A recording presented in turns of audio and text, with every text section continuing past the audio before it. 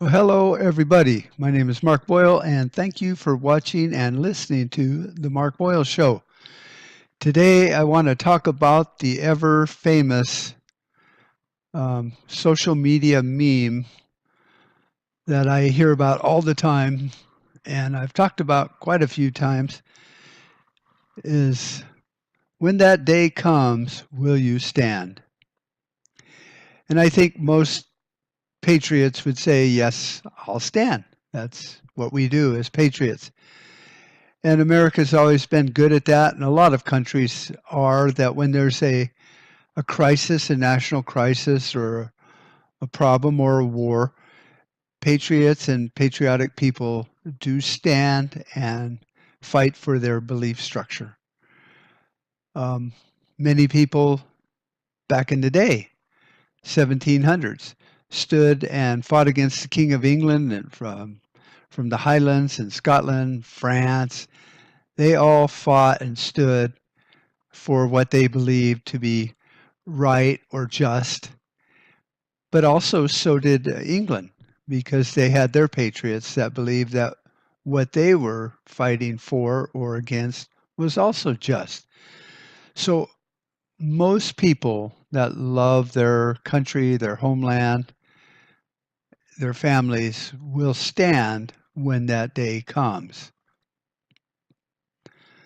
My thought has always been when that day comes and you do stand, what will you be standing for? Because, see, back in the day, the English soldiers, even during the Revolutionary War, were fighting for what they believed was correct. They were defending the king and the colonies, and they thought this was wrong. That what we were doing with the Declaration of Independence and arguing with taxes and all that. So they were fighting and standing for what they believed to be proper. And the founders and the people that fought in the Revolutionary War were fighting for what they believed in. And they were standing for a new form of government. And so it's not a question of will you stand? It's when you make that decision to stand, where are you standing? Because thousands, hundreds of thousands of people can all stand at a certain point in time. But where are they? If one guy's standing over here and one guy's standing over there, just like I talked about in last week's episode about Lavoy Finicum. He was standing, he was over there. And this really calls into question when people stand, what are they standing for? So a lot of people stood to defend Lavoy Finicum, and a lot of people stood but then changed their mind because I guess the notion of what was being asked of them to do didn't fit inside their structured agenda or mindset or belief structure for what they were willing to stand for or against. So throughout history, people have stood, people have died, there's been wars, wars have been won, and wars have been lost. But it's kind of like a big football game. Each team is in the locker room and they all say their prayer and they have a father or a priest or whoever come in and ask that they're victorious and that they have good sportsmanship. Well, as a God, he probably sits there and goes, well, I kind of like both teams. So I can't get in the middle of this because I'm going to help you be good sportsmen and I'm going to help them be good sportsmen and I'm going to help you not be sad if you win or lose or bad sportsmanship or whatever. But it's not like he can pick a winner. So you see that they're on the field playing the hardest for a victory. And they've chosen to be on that team because, well, the paycheck's probably better than the other team. But if you equate that to, a revolution or a crap hit the fan collapse in America or in your country, where will you be standing? And what agenda will you be fighting for? And to sit there and go, well, we've got God on our side, maybe not so much, because he probably doesn't get involved in the micromanaging of his 7 billion children that are on the earth right now. So he leaves it up to individuals to make that choice and to stand in the correct spot. So where you stand and where I stand on a particular issue, we might be on the same page, but in a different book. So you're on page 59 and I'm on page 59, but I'm reading a different book. Just like in the sports analogy, you're running different plays. It might be the same play, but one's offensive and one's defensive. Same play. Maybe same page of your playbook. It's just not the page that's in their playbook. So I think it's critical for people to understand that it's not just a matter of whether you stand. It's having the right values and beliefs of what the big picture is, the overarching game plan. Because you could run out into the battlefield and be shot and die. And then come to find out you were on the wrong side of history, or you were on the wrong side of that event, that agenda. So it's not about will you stand? It's about where you stand. So I want to talk about that because in all of my reading and study, even listening to fictional books, there's always a leader that rises up. Maybe good, maybe bad. It's not the point. And people will follow that leader because he's good at leading, I guess is the only way to put it. People follow his agenda. And that leader might start to become overzealous about religion. And now that he's got a 1,000,000-man army or whatever, and he's taken over 3 or 4 states, because we're talking post-apocalyptic stuff here. He now all of a sudden starts becoming a Puritan, like in the movie with Demi Moore, The Scarlet Letter. Because the original settlers in America were Puritans that had come over from, I think, Holland or somewhere to escape religious persecution because obviously their leaders had a different kind of an agenda for what people were supposed to believe in. So I'm sure it wasn't that bad there. If they would have just followed the rules, they would have been okay. I mean, they had homes and schools and food and shelter and farmland. There was no difference. They just wanted that one part of the vision or the dream that they had to where they had religious freedom. So they came over and created the colonies. That was before the Revolutionary War by a couple hundred years. Yeah, I'm thinking it was that long ago. So then they became Puritans and they had their own agenda. So if you came over back then and you had a different belief, then you might get marked with the Scarlet Letter. Well, then did they create religious freedom? No, they escaped one taskmaster and created a new one, a new leader or group of leaders that now followed a different set of principles. And therefore, they had achieved their goal of religious freedom from a different group that had a different form of religious freedom. But they did not create an environment where there was religious freedom. And even during the time of the Constitution ratification, when they were hammering out all the details, that's why it was important to separate things like church and state. Now, it didn't say that there would be no religion. It just said the government couldn't make mandatory a specific kind of religion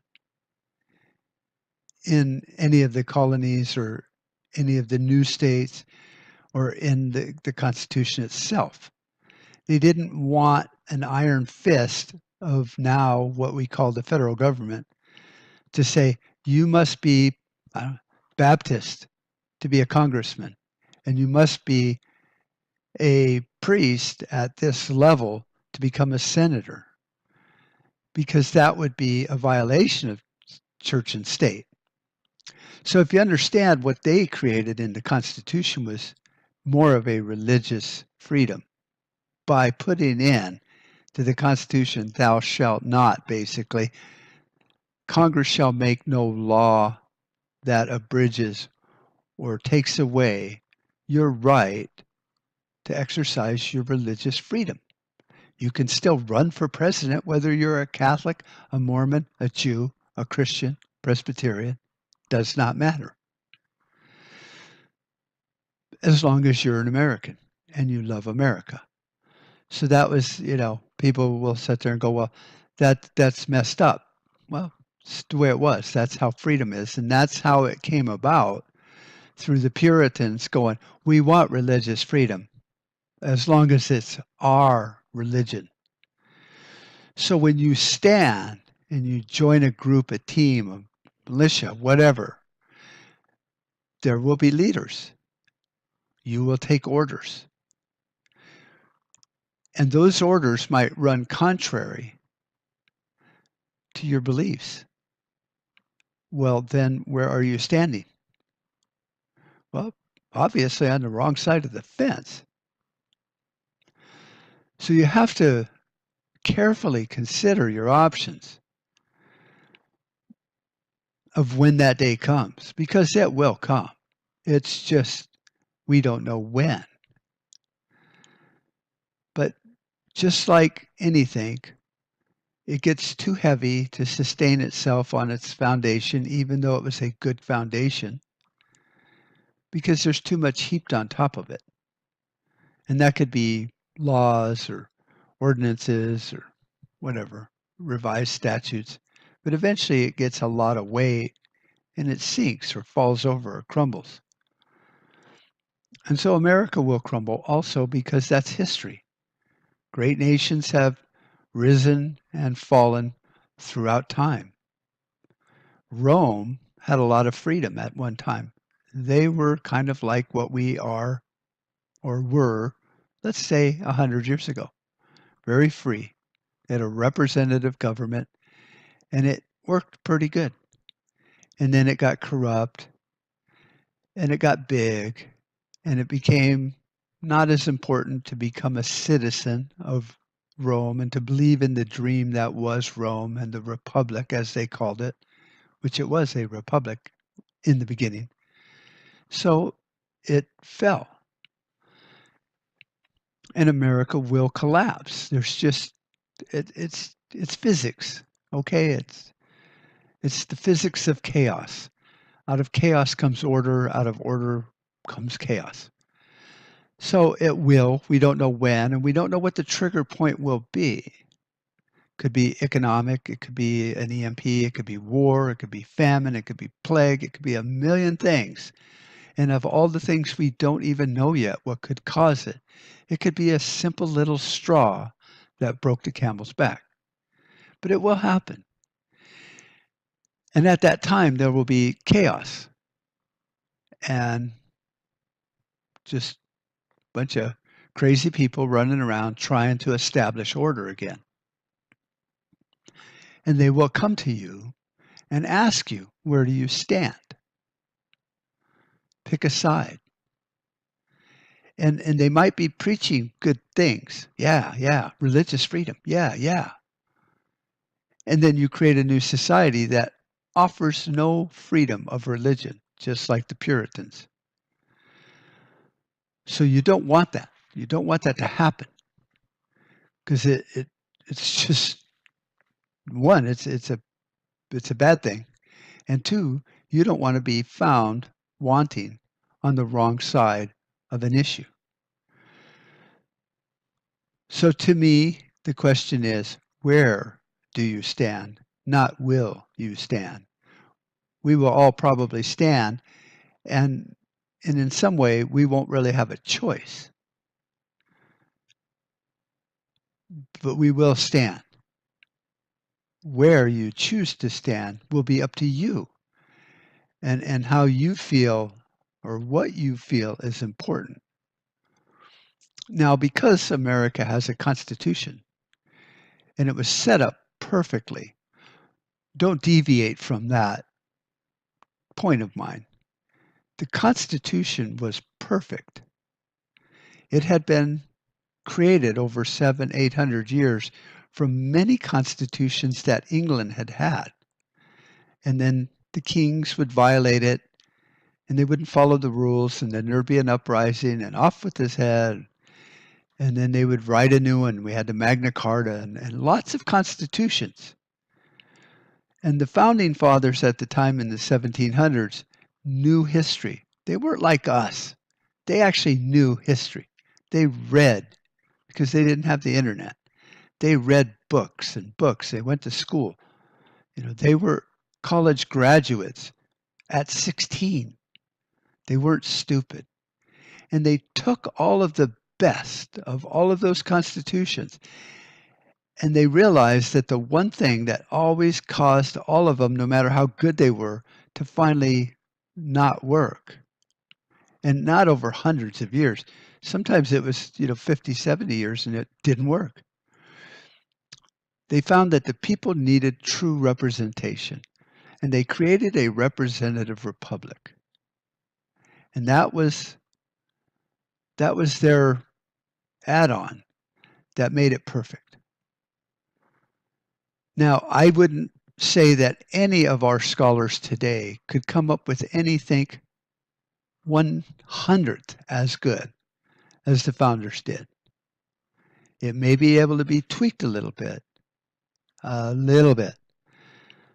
So when it falls, we're all going to want to go back to a constitutional republic. We'll want the dream that once was.